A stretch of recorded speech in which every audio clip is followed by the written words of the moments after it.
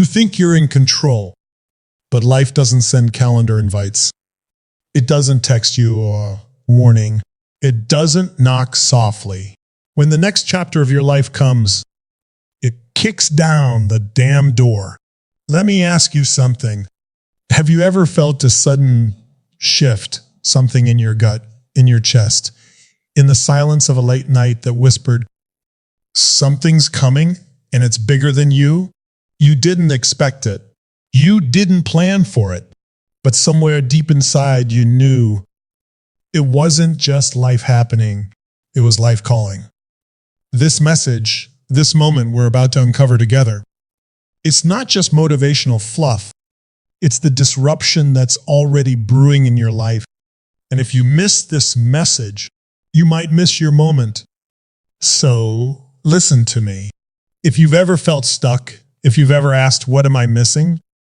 Or if you're standing at the edge of something you can't quite name, then don't move. Don't scroll. This message is not entertainment. This is your wake-up call. Because the truth is, what's coming next won't knock. It'll arrive. And if you're not ready, it'll break you or build you. Let's go deeper.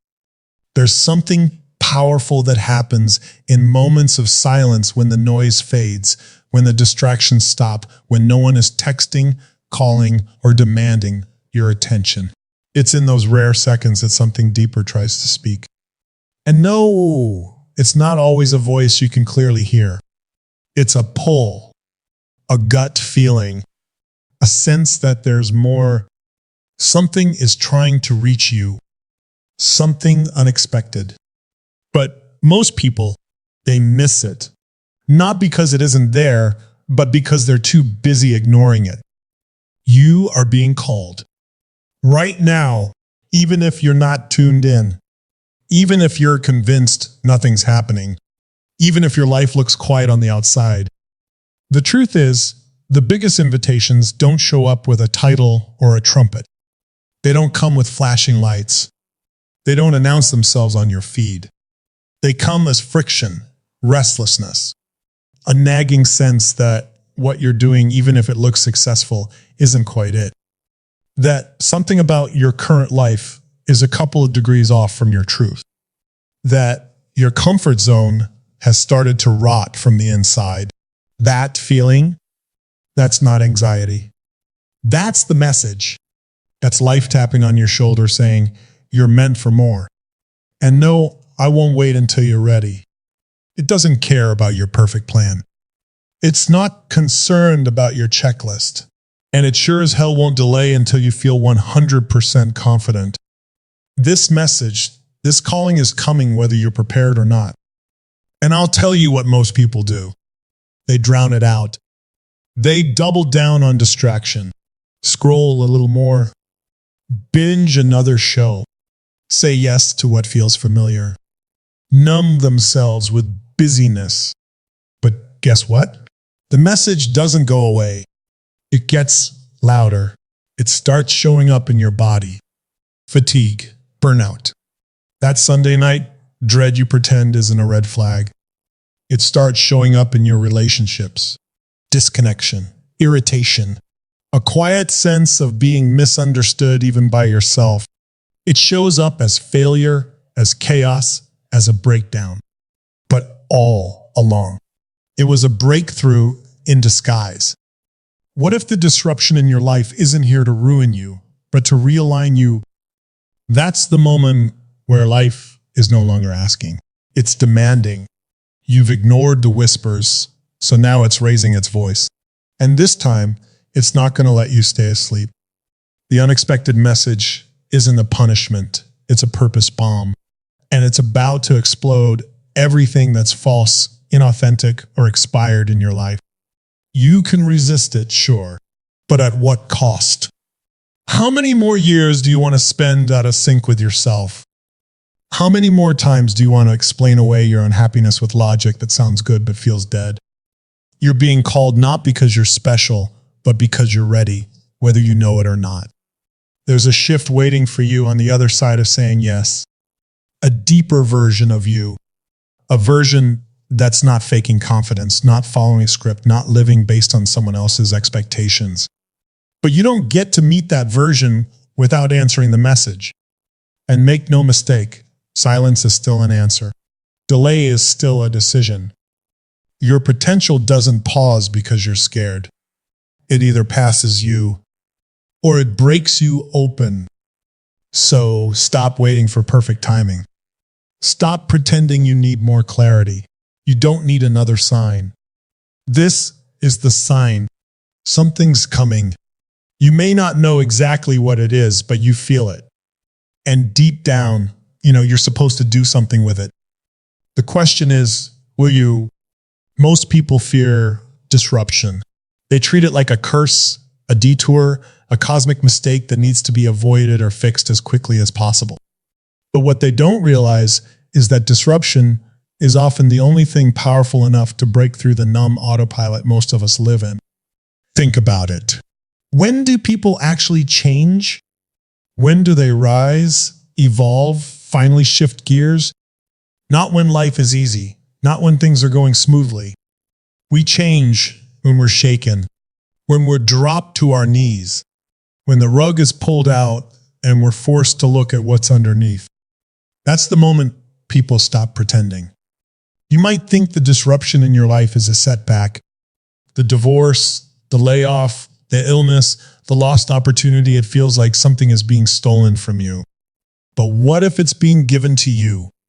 Not in the way you wanted, not in the wrapping you expected, but as a raw, real invitation to stop living small and finally wake up to the truth of who you are. That's what disruption does.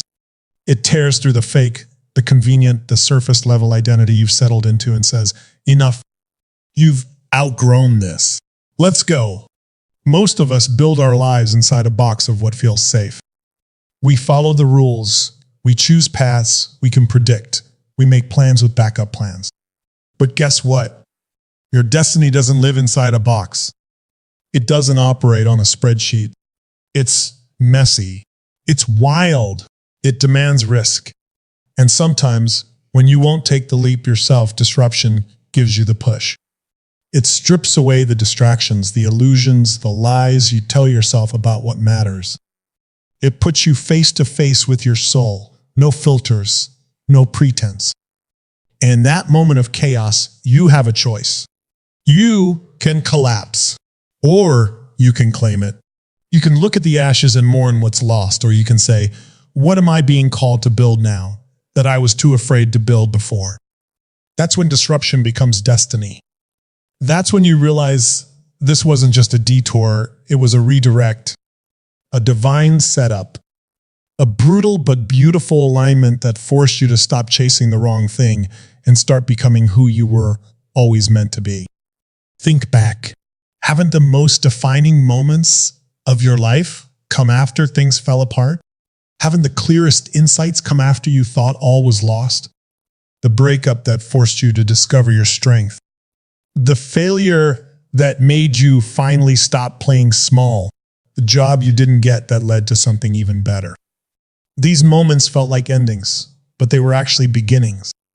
Disruption didn't destroy you, it introduced you to your purpose. But here's the catch. Only if you listen. Only if you lean in instead of running. Only if you stop asking, why is this happening to me? And start asking, what is this trying to teach me? That shift in mindset, that's everything. That's how pain becomes power. That's how fear becomes fire. So the next time something breaks, before you rush to fix it, pause. Listen, what's really happening beneath the chaos? What part of you have you abandoned? What part of your life no longer fits? Maybe, just maybe, that thing that feels like your world unraveling is actually the doorway to a world that finally fits you. Maybe disruption isn't punishment, it's precision. It's not life being cruel, it's life getting honest. And the faster you stop resisting it, the faster you can step into the version of you that's been waiting behind the curtain of comfort. You weren't meant to stay safe. You were meant to wake up. And sometimes it takes a storm to reveal the sky. There's a dangerous lie most people buy into, and it sounds perfectly reasonable. It whispers, wait until you're ready. Wait until you're sure. Wait until you know exactly what to do. And it feels smart, safe, responsible. But that lie is the invisible cage keeping most people stuck in the exact same place year after year. They're waiting for clarity, for confidence, for the stars to align. But life doesn't reward the one who waits. It rewards the one who moves in the middle of the unknown. Transformation doesn't come with a user manual. It doesn't show up with step-by-step instructions or GPS directions. And if it did, you wouldn't grow. Because real change, deep, soul-level change, requires you to walk into uncertainty and decide to keep walking, even when your legs are shaking. Especially when your legs are shaking. That's where power lives, not in knowing every move ahead, but in choosing to act when you don't. Waiting for certainty is just another way fear disguises itself as logic. It's not that you don't know what to do. It's that doing it terrifies you. You tell yourself you're not ready, but ready is a myth. No one feels ready before the leap. You feel ready after you jump when your courage has caught up with your decision. That's the moment when you realize you were always capable. You were just waiting for permission that was never going to come. Look at every person who's ever done something extraordinary. They all started without guarantees. They moved with shaky voices, trembling hands, and 1,000 reasons to quit. But they moved anyway. They didn't need certainty. They needed commitment. They didn't have the whole plan. They just trusted the next step. And in doing so, they became someone new. That's what transformation really is. Becoming someone you can't fully see yet by doing things you're not sure you can do. Think about how many dreams have died on the altar of waiting. Think about how many ideas, relationships, missions, and masterpieces were buried not because they weren't good enough, but because someone was waiting to feel safe. Safe is not the goal. Growth is, and growth demands risk. It demands mistakes. It demands you show up messy and imperfect and still decide to keep going. So what are you waiting for? The perfect time? It doesn't exist. The perfect plan? It'll change anyway. Someone to tell you it's okay? That's your job now. You have everything you need to begin. Not everything you need to finish, but just enough to start. And starting is everything. Starting is what splits your life in half before and after the leap. Before you were hiding. After you were building. The enemy of transformation isn't failure. It's hesitation. It's the voice that says, what if it doesn't work? Instead of, what if it does? It's the story that says, you need more time, more preparation, more certainty when all you really need is one bold decision. One moment of courage, one refusal to keep waiting. You will never feel fully ready, but you are already fully called. And if you move before you're sure, the path will rise to meet you. Fear has a way of dressing itself up like truth. It sounds convincing. It tells you stories like, you're not ready, you're going to fail, they'll laugh at you, or this is too risky. And the dangerous part is, most people listen. They think fear is a warning sign, a red light, a signal to retreat. But what if fear is something entirely different? What if it's not a barrier to avoid, but a breadcrumb trail toward your purpose? You rarely feel deep fear around things that don't matter. You don't feel fear about brushing your teeth or making your morning coffee, but speak your truth in front of an audience. Start the business that's been living in your heart for years. Leave the safe relationship that's slowly suffocating your soul. That kind of decision hits a nerve, and that's the clue, because fear lives exactly where your power is buried. You see, the enemy isn't fear itself. The enemy is what you think fear means. Fear doesn't mean stop. It means pay attention. It means you're getting close to something real, something alive, something that matters so much, your nervous system kicks in to try and protect you. But the part of your brain trying to protect you was never designed to lead you to greatness. It was built to keep you from dying. It doesn't understand the difference between the fear of being chased by a tiger and the fear of putting your art into the world. It just says, retreat. But your destiny doesn't live in retreat. It lives in the direction of what scares you most. The boldest people you know, they still feel fear. They just don't treat it as a stop sign. They treat it as fuel. That feeling in your chest, that racing heart, that tight throat, it's not just anxiety. It's your body telling you this matters. Lean in. This is where you come alive. Most people try to eliminate fear. They wait for it to go away before they move. But fear doesn't vanish. When you wait, it grows. It expands to fill the space you leave empty. And eventually, it becomes the story you live by. You shrink your life to fit your fear instead of expanding your courage to match your calling. Here's the real shift.